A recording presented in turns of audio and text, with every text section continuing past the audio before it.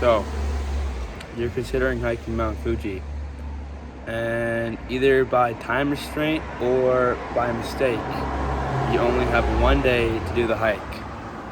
Is it doable? The answer to that question is yes. It is very doable, and I just did it today. So let's dive into what I brought, how hard it was, and how you can do the same thing. So first thing off, what did I bring? Brought a normal backpack, not even a hiking one, just some random ass backpack that had a strap, chest strap on it, that's all I had. I brought 5 liters of liquid, some water, some juice, some electrolyte drink that I found in the store. I ended up only using 3.5 liters. So if you want to be safe, I'd bring 4 liters, but I'd say you're fine with 3 as well. I think 2 is cutting it short, especially for the summer months. Maybe if the weather's a bit cooler in June or September, and you kind of have done a lot of hiking, you know how much liquid you need, then by all means bring whatever you want. Besides that, I brought some snacks for me. I literally, oh my god, that car's lights are bright. I brought bananas and some nuts. That's literally all I brought. That was plenty for me. One thing I highly recommend, eat a big meal, big breakfast before you go on your hike. It helps a lot. Usually if you can do that, you don't have to bring a lot of food. It was in total, okay, let's not skip that. But either way, it was a pretty solid hike, pretty long, and I didn't eat that much food because of the big breakfast I had. How long did the hike take? Oh, okay, never mind. So yeah, that's liquid, food, bag. What else am I missing right now? Oh yeah, good hiking boots, make sure you have those. If you don't, highly recommend getting some. We saw people up there walking in running shoes, but that did not look fun. You're gonna hate yourself, it's gonna hurt. My feet hurt, even my good hiking shoes. Don't do it, you're screwing up. Now let's get right into the actual footage of today, and then I'll wrap it up with how the day went. Well, after 4 hours of traveling, officially made it to the smallest little town below Mount Fuji. I forget what the name of the actual city is, but all I know, it's close by. I'm officially on my solo part of this adventure now. 3 nights at this hostel, which I'm going to be at very shortly.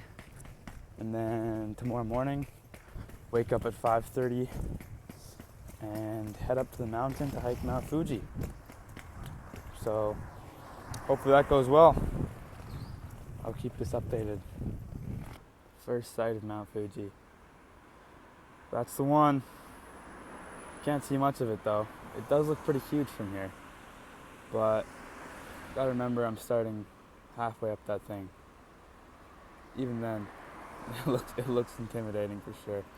Luckily I can't see the top, so I can't be too scared right now, but I'm excited and a bit nervous for tomorrow. It's been too long since I've done a little expedition like this. For anyone that's been in Japan, you probably already know this, but the fruit here is insanely expensive. Look at these peaches. $8 for 2 peaches. Plums, $6. Grapes are crazy here. Look at that. $10 for a little bundle of grapes. These ones, that's insane. $25 for some green grapes. It's interesting because most other countries I've been to, like, it's relatively cheap, but not here. Melons, $12 for a little cantaloupe. Tiny baby watermelon. Look how tiny it is. $15. Medium-sized one, $30. Back home, that would probably be $10 at most. So over 3 times what it would be back home. Just unreal. Oranges, $25, $30.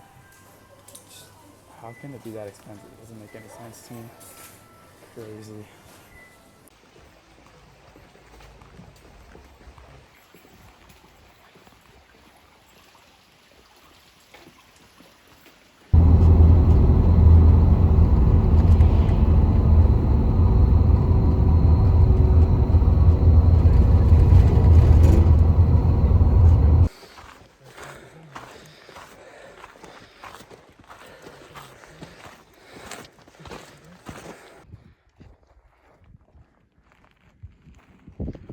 so cool, like the clouds are blowing across.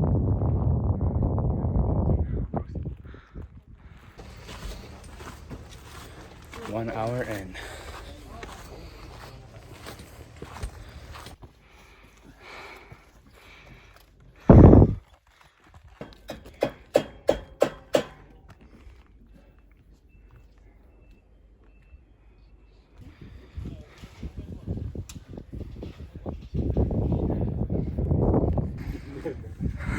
We're halfway.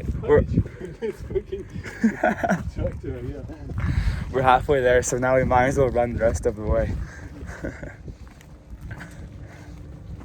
That's crazy, getting the excavator all the way up here. What the heck? Yeah. Look at that. What an excavator up here. 2 hours into the hike.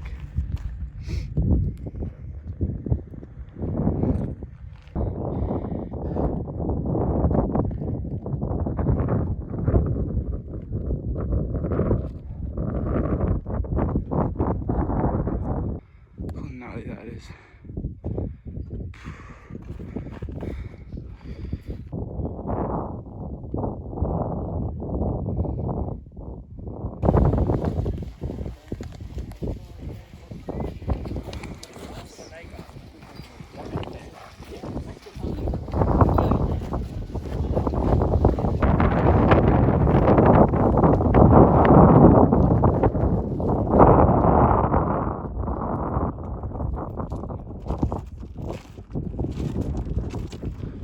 Onwards.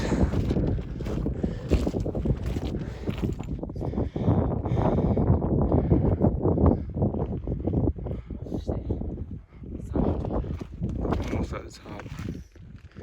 It's like 10 minutes to go. Oh man. Definitely feeling the altitude sickness right now. Not bad, but got a decent little headache. Almost at the top. Very close.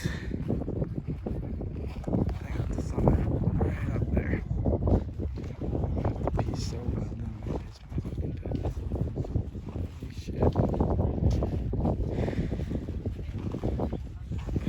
Let's finish this off. Look what I found. All the way to the top of Mount Fuji. Big ass fucking cat dirt thingy. Very nice, that's pretty cool. I think that's the top over there, but look at this. That's one of the other trails.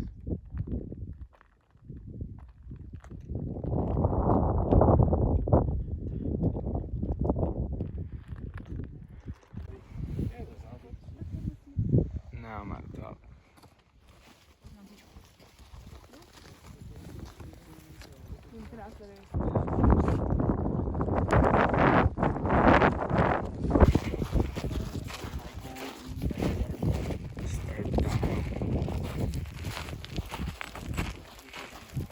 Way more slower. And sometimes they're like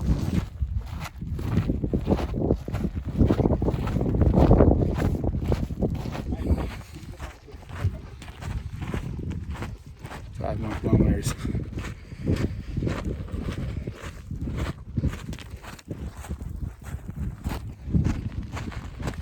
shit. I'm gonna go in some of the forest.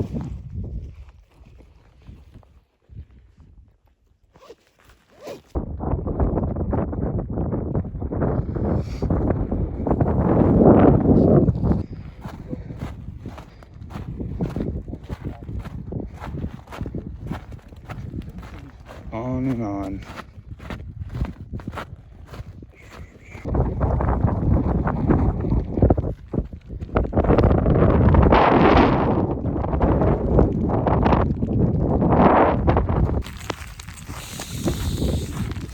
May have started raining on us, like dumping. Just the only jacket I brought, so yeah.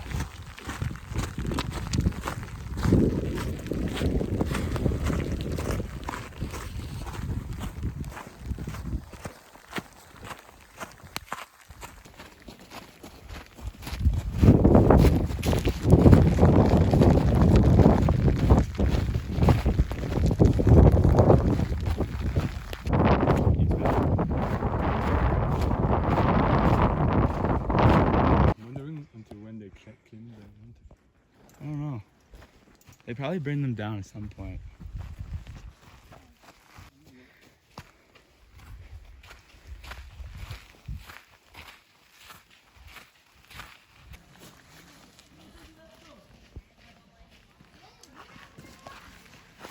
Another game. Look how many people are starting it. We're just ending. They're all just starting.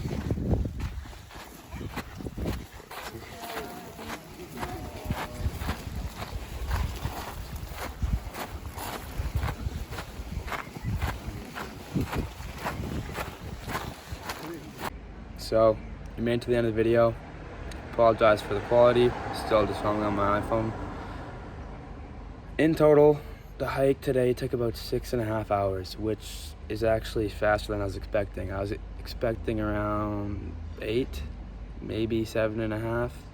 So I was quite happy with 6.5, and that equates to 3 hours and 50 minutes to get up, and then the rest of the time relaxing at the top, and then time to get down. And getting down was pretty quick, but it actually, I think it's what is the word? It goes back and forth more, so you cover more distance, although it is easier, which kind of tricked me out a little bit because the kilometers were going down really slowly. But that's what you got to remember as well, is that on hikes like this where elevation is the biggest factor, when it says 5 kilometers, it means 5 kilometers. It doesn't mean like 5, okay, it's gonna be hard to explain, but you know what I'm saying. It means like it's not accounting for the altitude gain. It doesn't add to your kilometers. So the kilometers go by very, very slowly, like very slowly. So when you see that, don't be like, oh, it's only half an hour left, I only have 3 kilometers left. No, you have a lot more than that. Yeah, so the hike went well. I got lucky. It didn't rain on us that badly until the very last portion, the last like half an hour or so, that dumped on us a bit. I had a jacket, it got soaked through. I didn't bring anything else, but that was enough. Looking back, I would have brought a better rain jacket and maybe an extra layer or two if I'd known it could rain that hard, because if it had rained any longer than half an hour, I would have been soaking wet and freezing cold, and you don't want to do that up there. When you think of Japan in the summertime, you think, humid, hot. That's just not the case on Mount Fuji. It is at the bottom, still pretty warm. You're at 2,000 meters, so it's cooler, but it's still hot. But then as soon as you get like up to 3,000 meters, you're like, oh my gosh, the wind chill hits you, and you don't want to be that person that didn't bring any extra layers. And I think that's it. Yeah, besides that, for transportation, if you're staying nearby, there's a round trip bus that goes from Fuji-san Station or Mount Fuji Station, and then also some other one, I forget what it's called, not too far away. That's pretty convenient. Obviously, if you have someone that can drive you because you have friends in Japan or you're Japanese, by all means. Yeah, highly recommend.